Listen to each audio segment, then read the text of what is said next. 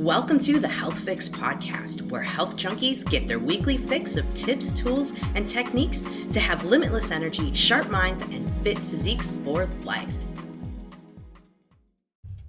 Hey Health Junkies, on this episode of the Health Fix podcast, I'm interviewing Frank Davis. He's been in the health and wellness industry for over 30 years, and he is very passionate about creating revolutionary products. And in particular, he has a whole line of whole foods-based supplements, but he also has a new product that's been in development for more than 5 years. It's a patent-pending blend of enzymes called sugar to fiber, and it converts 50 to 90% of a meal's glucose to fiber. So it helps with gut health and helps with resilience to critters, and it also helps with blood sugar. And since I interviewed Frank, I tested it out on a few patients of mine, and I've been blown away by their results. Their blood sugars are going down. We have them on continuous glucose monitors. We're seeing things stabilize. It's impressive. I haven't had a chance to do a full 3 months to look at a hemoglobin A1C, which is blood sugar over time, but I am impressed with what I'm seeing on a continuous glucose monitor and the progress. So I'm impressed with his products. Not only that, he schooled me quite a bit on vitamins and some things that, I kind of forgot about. Wasn't that I wasn't paying attention to, but I kind of forgot about from my schooling at Bastyr. And so stay tuned for this one. You're going to learn a few things about vitamins and minerals that might open your eyes pretty wide. And also, you'll learn about sugar to fiber and the difference between synthetic versus whole food vitamins. And yes, I do use some synthetics in my practice, but more and more, I'm starting to think that, whole foods is what I recommend for people to eat. Why am I not doing this for vitamins? And I think in certain cases, this is important for a lot of folks. So I want you to be open-minded, and I want you to really be curious when you listen to this podcast, because Frank brings up a lot of really good points when it comes to vitamins and some things that even I need to put myself in check on. So I'm calling myself out on this one. All right, guys, let's get into the podcast. Frank, welcome to the Health Fix podcast. Thank you very much. I'm excited to be here. So you've got quite a story, and I think we should talk for a moment about this, because your story's not necessarily, it's quite a story, but it's not necessarily uncommon based on what I get in my office of folks that have had multiple different illnesses and just really seem to get everything that came around. How, at this stage of the game, I mean, you are, let's put it this way, well experienced in every conceivable childhood disease. Tell us a little bit of what the heck were your parents thinking? What was happening while all of these things were teasing out in your childhood? Well, what my parents were thinking is, how do I help this sick kid all the time? I literally grew up, I believe, raised on antibiotics because I had every childhood disease known to man. I had all the allergies. I had pneumonia twice, hepatitis twice, and mononucleosis twice. So, as what I call a wannabe athlete, it was a real challenge, because I was constantly in this cycle of illness and then trying to recuperate, and illness and trying to recuperate. And I facetiously say that if somebody drove by with the window down and had a cold, I caught it. I was just so immune compromised that I just like I had to be in a bubble, it seemed like. So anyway, that's my background. And candidly, in my early 40s, I ended up with chronic fatigue syndrome, which for someone like myself, a type A personality, it's a sentence worse than death. I couldn't even go on a walk with my wife. I couldn't, when we'd go on a little trip down to our condo in southern part of the state, I would have to put a bed in the back of the Suburban, and then I would lay there all the way down. So that was kind of the driving force, the catalyst that said, I have to find a solution. I happen to live in an area where everybody has a solution. You know, it's the network marketing capital of the world. I was willing to try anything and everything, no matter what it tastes like or what it was. But and I would go to doctors and they would recommend, different medications, primarily an antidepressant or something. I said, I'm not depressed, I'm discouraged. But anyway, that was what I was dealing with, Dr. Krause. And then candidly, I ended up going to a symposium put on. It was actually put on for a college of dietitians, and it was put on by all these major universities across the countries, and they had the presenters were all PhDs, and they introduced this symposium by saying there's been more research in the last 5 years than the prior 200 years, linking every known illness, every known disease to some form of dietary deficiencies. And then they proceeded to present one at a time their studies that would show what nutrients, phytonutrients, polyphenols, vitamins, minerals, the components of foods, how they either prevented or cured disease. And it was kind of an aha moment for me. I mean, it resonated, it made sense versus a pharmaceutical approach. So I remember asking one lady who was PhD from Champaign, Illinois, after a presentation, incredible presentation, really well documented, well researched. I said, well, what you presented, I buy into, I accept, I agree. But isn't there a wide variance in nutrient value in foods depending on where it's grown, how long it's been in transport, whether you cook it or not? She said, absolutely. And I said, so how do you know when you sit down and eat this food that it has all those nutrients you say either prevent or cure disease? It sounds like a guessing game. Yep. Anyway, it was that catapulted me and drove me into saying, I've got to find a way. And that's why I focused on ultimately what led to my hiring a registered dietitian with her master's degree in clinical nutrition, and basically saying, I've got to get those foods and I've got to get them in a concentrated whole food form so that I know what I'm getting. It's not a guessing game. And honestly, I did that.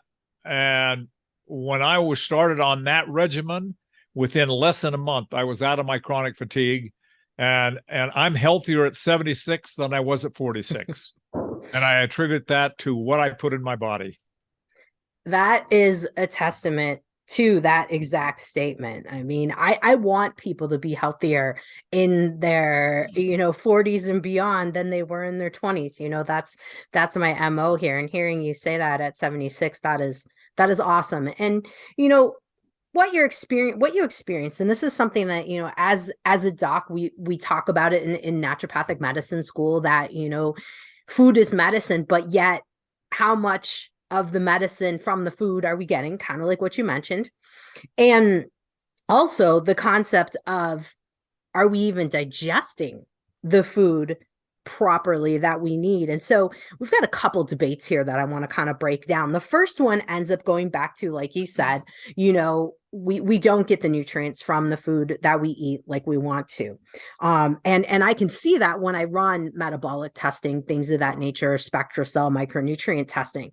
And what I often will find is it's the same things over and over again: the vitamin C, the vitamin A, E, whatnot. So my question becomes, because this is kind of the hot topic I had kind of prefaced you on this one, with the vitamins, you note even on your website that a lot of these synthetics do not do well compared to the whole foods vitamins. Will you give us the breakdown on what you've seen, to create the products that you have? Let's turn it over to you. I'm talking too much. Okay, well, basically, let's put it this way. All vitamins in nature are a compound. They're a complex. They are not a single synthetic chemical isolate. That's what the pharmaceutical approach is to vitamins. Mm-hmm. And basically, you mentioned like vitamin C. Vitamin C is a very volatile vitamin. If you harvest spinach within 24 hours, it doesn't matter if you put it in cold storage or whatever, with 24 hours, you lose 90% of that vitamin C that's in that spinach. So when you figure that the average distance that foods travel to, they get to our grocery store and our plate is 1,600 miles. I'm sitting here this morning in snow, and if I eat spinach, I guarantee it was not grown anywhere near where I'm at. And in fact, most of it is imported, like from Mexico or Chile or whatever. So it's been in transport for some time. Within 5 days, you lose approximately 50% of the other vitamins and nutrients. The minerals will stay intact, assuming they're there in the first place, which most of them aren't. But my point is that vitamin C in nature is a compound, it's a complex. When you look at a label, when you're buying a supplement, vitamin C, almost without exception, in parentheses, it will say ascorbic acid. Well, or some form of ascorbate. The complex comprises of bioflavonoids, rutin, J factor, K factor, vitamin P. It's a complex that works synergistically together. You cannot take one fraction of that and chemically try to reproduce it in a single synthetic form and assume it's going to do the same job. For example, let's take other ones. And I would just challenge your listeners to go and look at the labels, let's say on Cocoa Krispies or on Total Cereal or on their vitamins, and they will see the same thing in parentheses. B6, almost without exception, will say pyridine hydrochloride, pyridoxine hydrochloride. Well, what the heck is that? If vitamins in nature are this compound, well, pyridoxine hydrochloride is petroleum esters blended with hydrochloric acid and processed with formaldehyde. You can Google it, you can Wikipedia it, you can check it out. That's what it is. It's produced in a laboratory. The same thing with vitamin B12. Normally, it will be called cyanocobalamin. Well, what is cyanocobalamin? What is cyana? It's cyanide. How does a dead, carcinogenic, toxic chemical benefit a live organism like the body? I can't wrap my head around it.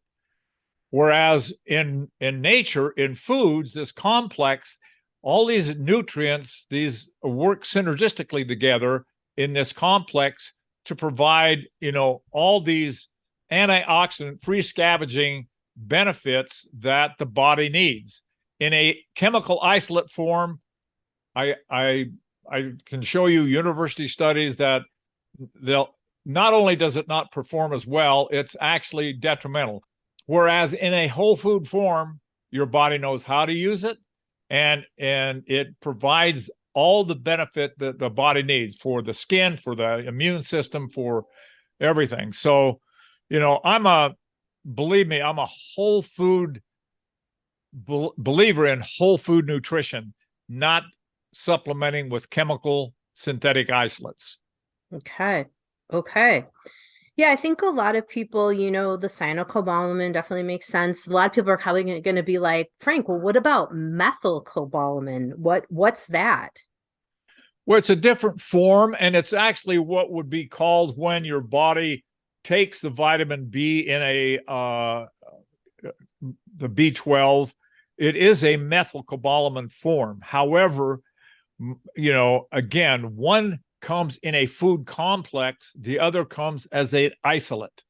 And it's like the scientists have identified lycopene in tomato as a potent antioxidant and really beneficial for men who are dealing with prostate issues. And so what do? They try to isolate that lycopene and then put that in a capsule and assume you're going to get the benefit. Well, they found out that the benefit you get from isolating that lycopene is nominal compared to taking it in the tomato form. And they don't know what's in that tomato that actually makes that lycopene work the way it does. What are all the cofactors? It's the same thing there was a study done years ago with at Cornell University. They identified how much, quote, vitamin C was in an apple. And they identified and said there's equivalent of 5 milligrams of vitamin C in an apple.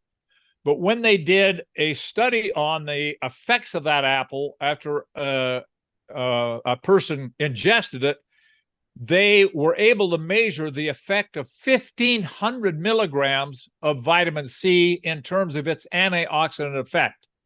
And they still don't know what are all the cofactors in that apple that make that vitamin C function versus 5 milligrams up to 1,500 milligrams in terms of antioxidant benefit.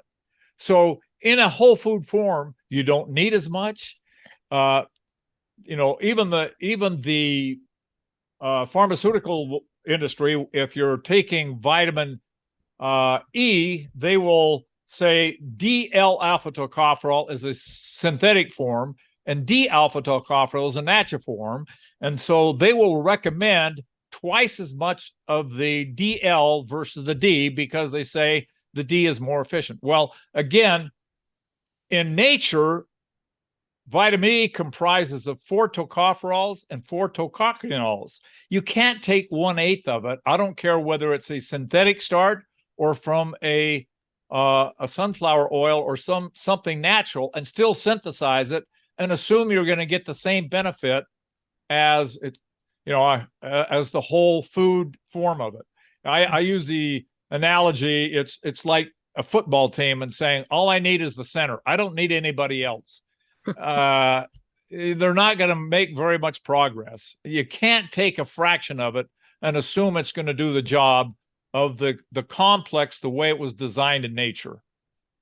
That makes perfect sense. That makes perfect sense. I mean, while we're on the topic of vitamin E, I think that one is probably one of the biggest ones that in my practice, I am kind of a stickler on. I do like a product that comes from annatto, the seed, because it does seem to do better than if we're just taking some of these synthetic E's. And I think there's even been research that's come out now about not playing around with the different types of E's. I think you've probably seen that too. Well, there have been several studies done. They even had to stop a study on vitamin A, synthetic vitamin A with pregnant women because they had too many miscarriages. And, all of these studies they've done and everything, including the RDA, is all based on synthetics. And so people think that, if I'm taking vitamin C, I need 500 or 1,000 milligrams or 2,000 milligrams, where in a food form, you just don't need that much because your body, as I say, you get the benefit. It's kind of an exponential compared to taking it in any type of synthetic form, which again, you'll get some short-term benefit. But basically, if you take vitamin C in the form of ascorbic acid, your body recognizes it's incomplete, and it'll rob from your collagen tissue to fill that, to try and make up the difference and get the benefit of a vitamin C. But vitamin C, for one thing, is one of the vitamins your body cannot produce. You have to ingest it.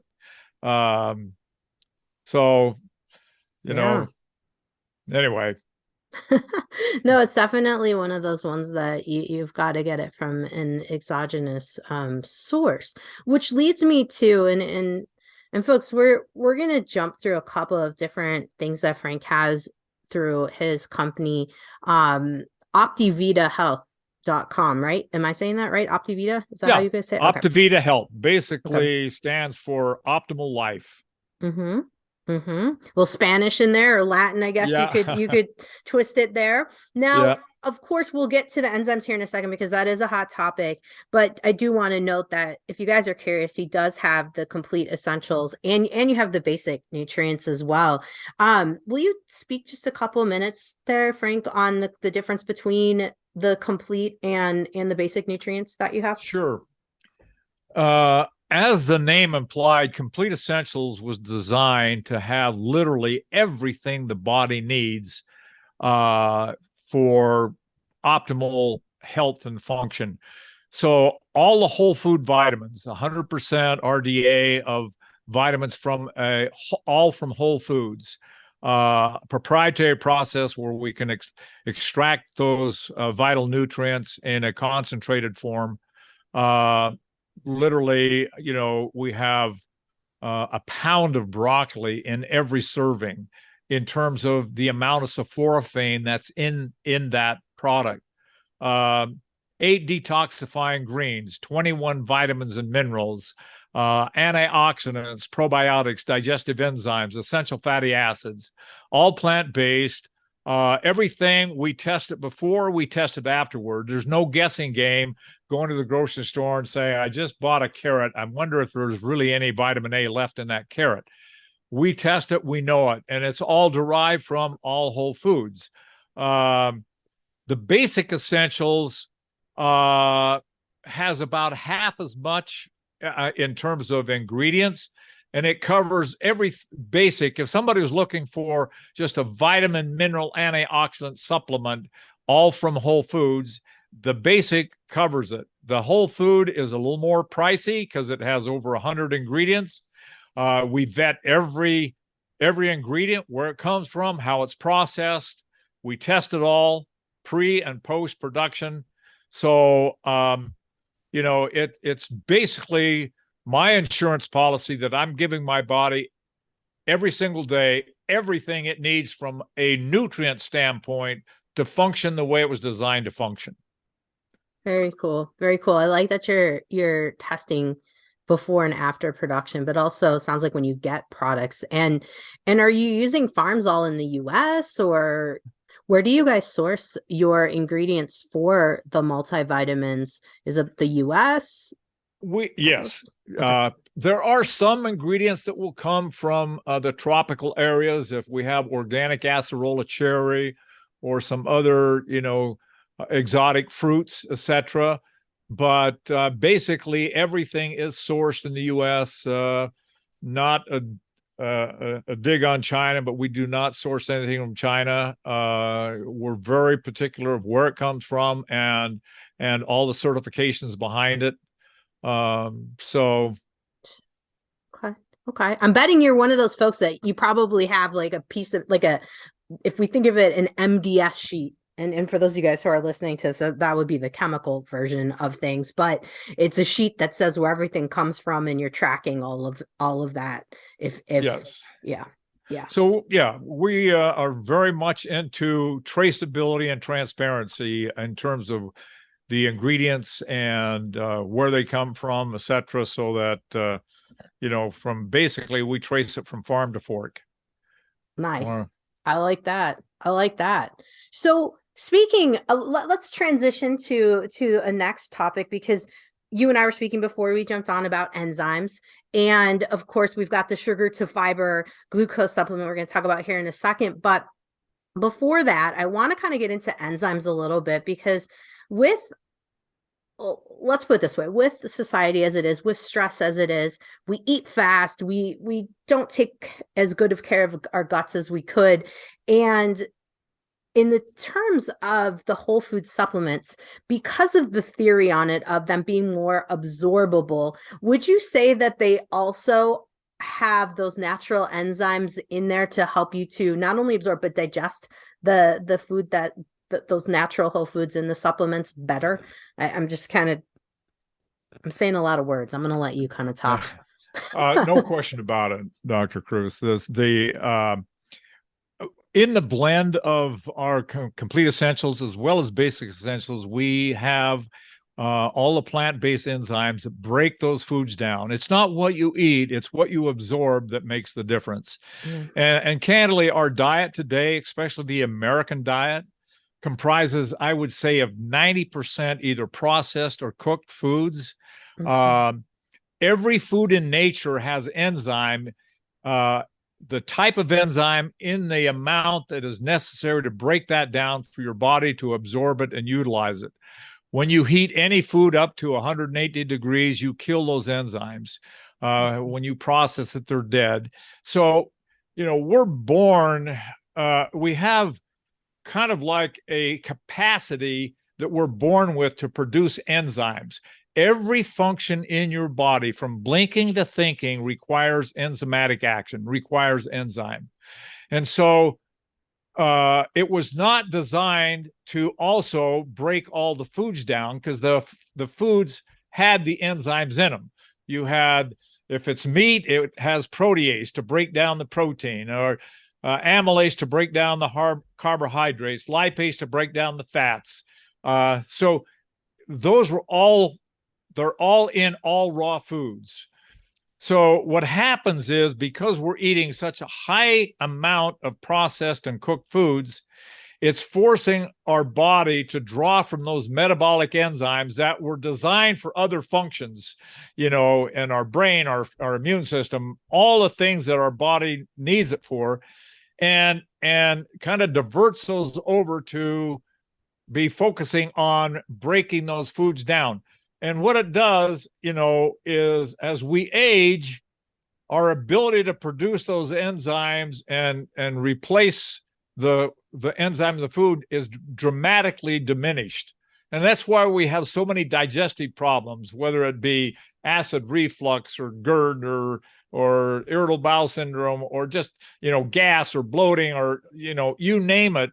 It's all because we are not efficiently breaking down those nutrients, the foods in our body, and enable our body to utilize them and benefit the way it should. So, it's probably one of the things that people notice the biggest difference is when they start supplementing with plant digestive enzymes with their meals, and how much difference it makes them feel. It actually creates energy. It eliminates a lot of those digestive problems. When people are lactose intolerant, they don't have the enzyme lactase. If they're gluten sensitive, all those hard to break down proteins are missing, the enzymes in the body that break those down. And Mhm. so we have food allergies, we have other reactions. And so enzymes are just so critical for good health and a good digestive, good gut health. I would agree. I would absolutely agree. And the plant enzymes, I mean, we're getting some of the brush border stuff. I have your product pulled up here, guys. He has digestive enzymes as well. And you've got the different little guys, as I call it, that hang out, the invertase and cellulase, that you don't often get when you think of pancreatic enzymes. And those of you who are listening, pancreatic enzymes are amylase, lipase, and we've got different peptidases in there, whereas more things are in the plant digestive enzymes. So yeah, I'm a huge fan of digestive enzymes. I think that most of us, a lot of our gut issues are rooted there. And then of course, like you mentioned, not getting the vitamins that our body actually needs. And then of course the synergistic effect of what enzymes we don't get from cooking foods, because of course, as much as I would love to say that I like to eat raw foods all the time, I'm going to be honest. If someone puts me a bowl of broccoli and cauliflower and it's sauteed in one side, and then I've got raw kale salad, I'm going to choose the cooked stuff, because I don't know, Tastes better. kale's, yeah, it tastes better. And kale's just, man, kale's tough. I know Yeah. I'm a naturopath, but that is a tough one for me. So anyway, there you have it. Now let's talk about one of the biggest, let's say, factors that's really affecting Americans, but society as a whole. This whole concept of metabolic Disease, and you've got a product called sugar to fiber, which I was intrigued. I'm like, okay, we're converting sugar molecules to fiber molecules in the body. And so give us a scoop on this. How did you come up with this concept in the first place? Well, interestingly enough, I've been working for probably 20 years with what I would consider one of the foremost experts in enzymes and probiotics in the world. And about 5 years ago, he told me that he had discovered, this enzyme. Now, candidly, anybody in this field would know that plants, they're much like the humans. The only difference is they can synthesize, photosynthesis is they can convert carbon dioxide and water into glucose. And glucose is what gives the plant its energy, its ability to grow, etc. But they can't photosynthesize at night, so it will take an enzyme will convert a portion of that glucose into a starch, into that stores it. But then the other thing the plant needs besides the energy to grow, it needs fiber in order to stay strong and not bend over and grow straight. And so there's an enzyme that converts that glucose or starch into fiber. And basically it's something that's in nature. And he worked with this and has been doing testing. And so we got together literally in October. He said, okay, it's ready. And I rolled it out. I did a number of tests first, and I tested with multiple people. Every one of them had a continuous glucose monitor so we could track it. Mm-hmm. And the results were absolutely mind-boggling. I'll have to tell you one, my sister-in-law, and she'll be the first to acknowledge that she's way overweight, which would be called morbidly obese. She has a continuous glucose monitor. She's in really bad health, type 2 diabetes, and just all the associated challenges that she has with it. But her daughter helps take care of her and tracks her blood sugar levels, And so I went over 2 weeks ago to her home, my wife and I said, I want you to take this with your meals. I want you to take 2 capsules with every meal. This was Sunday night that I went there. And so I gave her a bottle. And then the very next night, Monday night, she calls my wife, who is her sister. And we were sitting in our den. My wife put the phone on speaker and said, and her sister said, I took the enzymes as you directed with each meal today, this morning at noon and this evening. And she said, my daughter just took my glucose reading. It was 150. I said, did I tell you, I had asked her prior.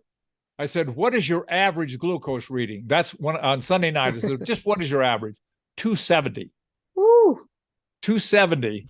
And I said, that's your average? Yes. So when she said, I took it and it was 150, I said, when's the last time you've had a reading that low? She said, a long, long, long time ago. Wow. But we have been testing this. The beauty about it is the enzyme. Now, the sugar to fiber itself is just the name of a full blend of enzymes. It has the protease, the lipase, the amylase. It has the patented enzyme that breaks down the hard to break proteins like gluten and dairy proteins. But it has this patent pending enzyme that converts 50 to 90% of the sugar you consume to dietary fiber in the gut that acts as a prebiotic and feeds the good bacteria. So it enhances your gut health. You're eliminating 50 to 90% of the calories from the sugar that you consume because it converts to this dietary fiber. the fiber helps create satiety. So there's all sorts of benefits, and helps the digestive system, helps your regulate yourself. So, we all need a little more fiber. And that's the problem with the foods we eat today. The manufacturers are actually design the fiber out of it so that, it's sweeter. Because if you're eating, if you eat, basically fruits or whatever that have a higher level of fructose and glucose, but they have fiber in it, and that helps offset and eliminates those big spikes. So bottom line, what we've done with this, and I'll give you one more example. An employee of mine is insulin resistant. Mm-hmm. So he has a continuous glucose monitor. Facetiously, he said, I'll devote my body to science. So he goes across the street and he buys a $7 special, which was a hamburger, French fries, soda, and a chocolate sundae. Immediately on his glucose monitor, which he monitors on his phone, it spiked to 190 and it stayed elevated for 3.5 hours. Now he was fasting before he got that meal. He duplicated that the next day at noon, had not eaten anything before he went there, except he took the sugar to fiber enzyme an hour before he went and ate the meal. And on his glucose monitor, it barely moved. It just bumped a little bit and stayed level. So it eliminates that roller coaster of spikes, of ups and downs that create so much havoc and release the insulin in your body that your body has to deal with. The insulin is there trying to protect your body and store that glucose in your muscles and in your liver, but you can only store so much. Your liver will only take about 100 grams. That's the equivalent of 2 big McDonald's French fries. And then your muscles will take up to 400 grams. That's about 7 big French fries. Well, we eat so much sugar today. The U.S. is the largest consumer of sugar in our diet in the world, about 5 times recommended. So your insulin then, after it's stored it in the muscles and converted to glycogen in the muscles and in the liver, what does it do with the rest of it? It stores it as fat. Wow. Yeah. And that's why we're such an overweight, undernourished country. Yes, that is the definite sad reality. And yeah. Well, it's definitely interesting, the effect of the sugar to fiber data, and you have a PDF that you have for folks who are listening to this podcast. And guys, I'm going to put it in the podcast notes at drjkrausemd.com, and that's where I kind of saw the data in front of me that you're describing here with that meal that your coworker donated himself to science with there. Have you played with it with yourself, and what happens with someone who's not necessarily metabolically, I call it metabolically challenged, or having metabolic issues? Have you seen it bring your blood sugar down in something that would normally kind of put it up a little bit, or what's happened with you? Yeah, I don't track my blood sugar levels. Basically every time I take a physical, my blood sugar levels, fasting blood sugar levels are in the 80, 90 range. So I've never really focused on that. However, the more I have studied, the more I realize whether you're diabetic, pre-diabetic, or just,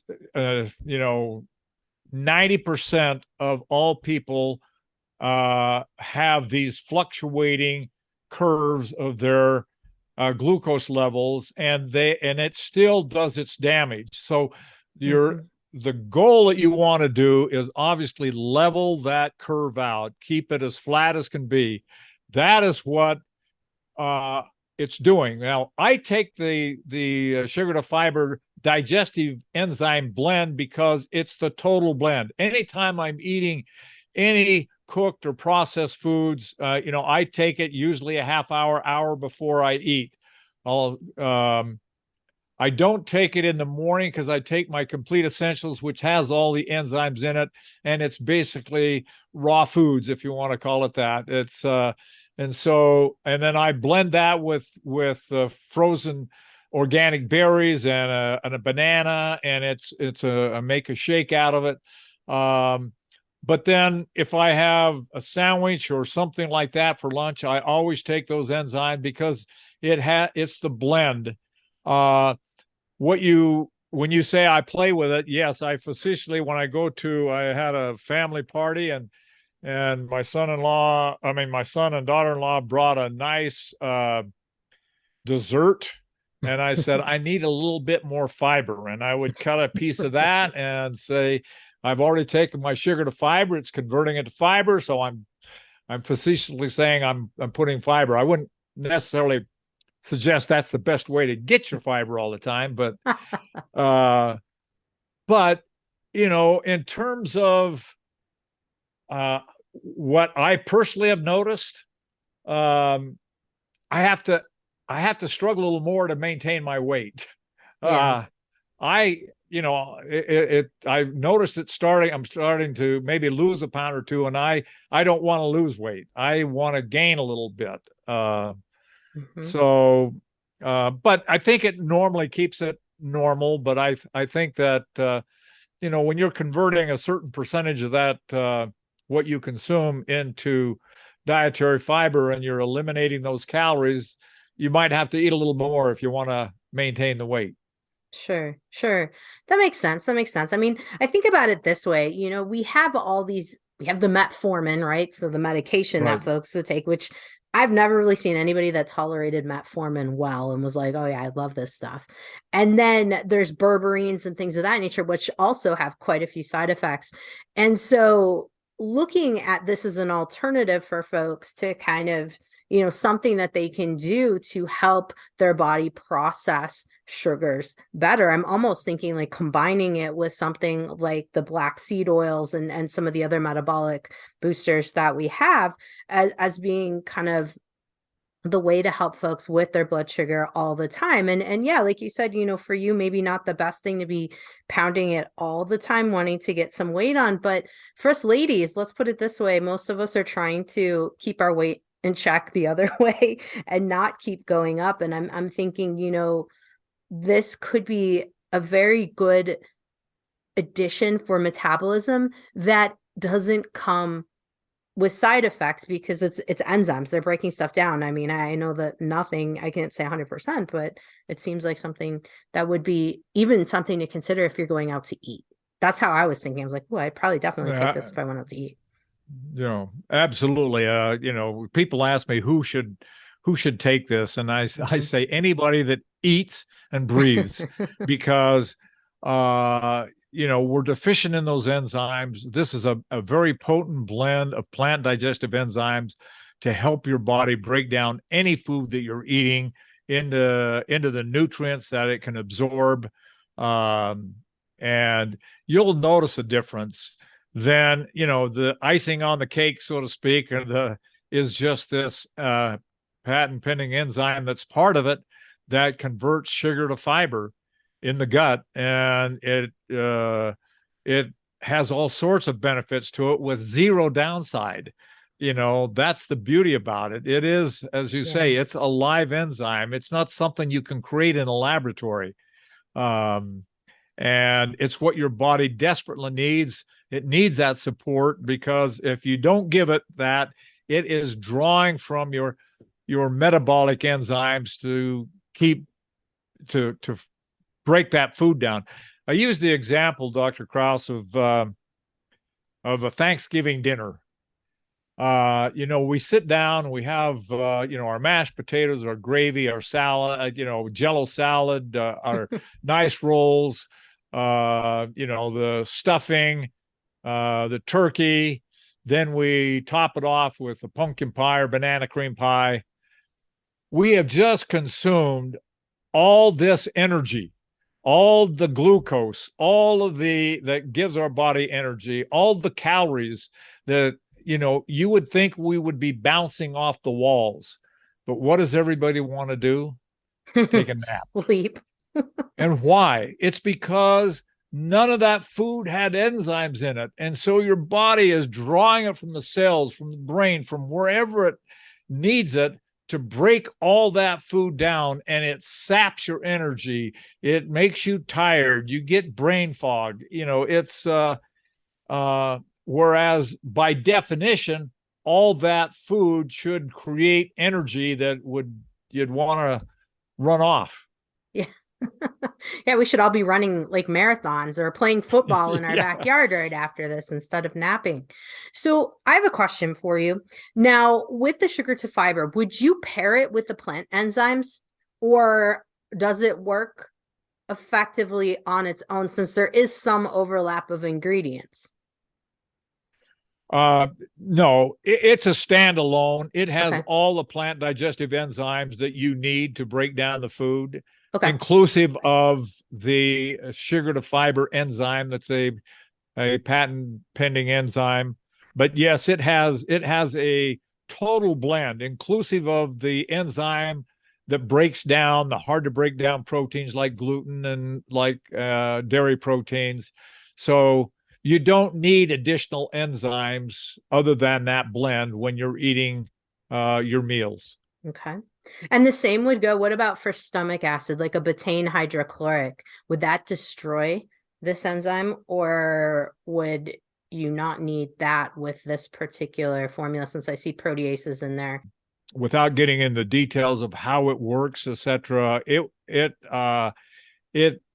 does not get destroyed in any way, shape, or form in the gastric acids of the stomach, and so it breaks the food down. It does its job, like I say, and then you convert down in the gut that sugar to the insoluble fiber.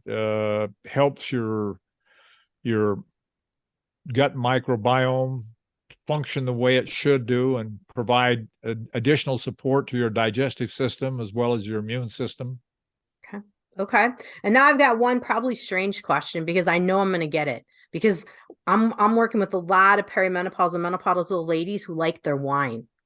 And we know that wine will eventually elevate blood sugar, but it takes a little bit longer. If you're drinking and you're like, I want to keep my blood sugar from having any issues, independent of food, would this help? Do you know? Yes, we have experimented and tested it with sugar drinks, Mm-hmm. with starches, with table sugar, with you name it. Anything that normally breaks down through enzymatic action, table sugar breaks down normally with enzyme to glucose and fructose. And this takes that and converts that glucose into the dietary fiber, 50 to 90% of it. So in the testing we've done with soda pop, with any other form of sugar, it works as effective no matter what form you take it in. Okay, I got another one for you. What about fake sugars? Like a Diet Coke or something that's got sucralose in it, the Splendas and things. Did you test that?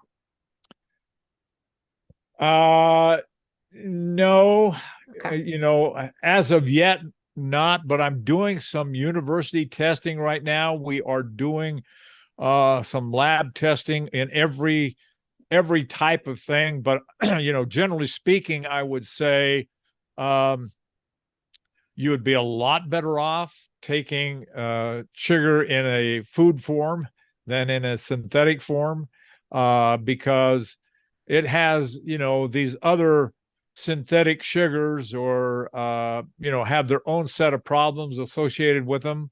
Your body, you're not tricking your body. It's still going to, people that keep drinking diet drinks, don't lose weight. It actually Yes. converts it, and it's worse than drinking sugar. But now, if you have something that converts a healthy percentage of that sugar to fiber, I still wouldn't suggest you drink it in the first place, but if you're going to drink it, then you're going to see benefit from taking the sugar to fiber with it. Okay. All right. The reason I ask, because also another big industry that surrounds us ladies is the sugar-free, calorie-free kind of drinks, unfortunately. And what I'm getting at is trying to help some of my ladies wean off of it, and perhaps helping with the sugar to fiber to keep the blood sugar in check, because a lot of folks don't know that even though there's no sugar in there, that whole gastric effect still does mess with your sugar and all those things. And anyway, nevertheless, I wanted to kind of point that out there. All right. Gosh, Frank, I have drilled you quite a bit over a lot of different things. Is there anything that we haven't talked about yet that we want to talk about that you want to get across to my audience here? I don't have anything in particular other than, that our health, as everything is cumulative. If you're taking, if you're taking and consuming foods that are devoid of nutrients and devoid of enzymes, etc., I'm amazed how long we function without proper nutrition. But ultimately, most people, when they're my age and they're mid to late 70s, they're on different type of drugs and different type of things to, blood thinning medication, blood pressure, heart medication, all these different things. I'm telling you, when you give your body the right nutrients, it will work miracles. It will change things. It's done it in my life. And so I'm 100% convinced of that. But it is all cumulative. And, I don't take as much as aspirin in any form. The only time I've even taken anything is when I had to have shoulder surgery because I injured myself but I minimize any type of, pharmaceutical medication. But for all intents and purposes, I haven't taken aspirin in 20 years, and or anything like that. So give your body the right nutrients and it will work miracles. This sugar to fiber new enzyme is a game changer for a lot of people. Those that are trying to control their glucose levels. A lot of women today are on these, even going after these diabetic medications like Ozempic, to lose weight. Well, the list of side effects are everything from vomiting to death. Whereas you do a much better job by giving your body something like this enzyme to convert that and keep your glucose levels stable, and you're going to get the same desired benefit as taking something risky that's going to cause long-term problems. Well said, and a lot cheaper than using but that it's $800 a month or something like that for Ozempic. It ranges, yeah. It could be. I've even had people quoted all the way up to 15 and even 3,500 depending on things. And yeah, it's crazy. It's crazy, and that's using pharmaceutical, insurance stuff. So it's a wild world, but the sugar to fiber definitely intrigues me. The plant enzymes, I'm all in for enzymes always. I do think that is one of our biggest things. So, folks, you can find Frank and all of his wonderful information over at optividahealth.com. That's OPTI Vida, VIDA, then health.com. And I mean, I was blown away by the website, all the different resources you have on there. Thanks again. I sincerely appreciate it. Well, thank you very much. I've appreciated it. I enjoyed watching your podcasts. Like I said, I think we're definitely on the same page in terms of our approach to health and wellness. Absolutely. We're helping folks one day at a time. That's it. Hey Health Junkies, are you feeling just off? Feeling like you're aging a little bit faster than you want to and wondering what in the world is up? Hey, I might have some answers for you and some direction. If you want to chat with me, I am offering complimentary calls right now. You can head over to Dr. spelled out JKrausend.com. Take my quiz, click on the schedule a chat, and let's talk and see if we can get you in the right direction. And if I'm able to help you, I'm going to let you know. Otherwise, I'm going to help you find what you're looking for. Head over to drjkrausend.com and check it out now. Hey, fellow health junkie, thanks for listening to the Health Fix podcast. If you enjoyed tuning in, please help support me to get the word out about the podcast. Subscribe, rate, and review, and just get that word out. Thanks again for listening.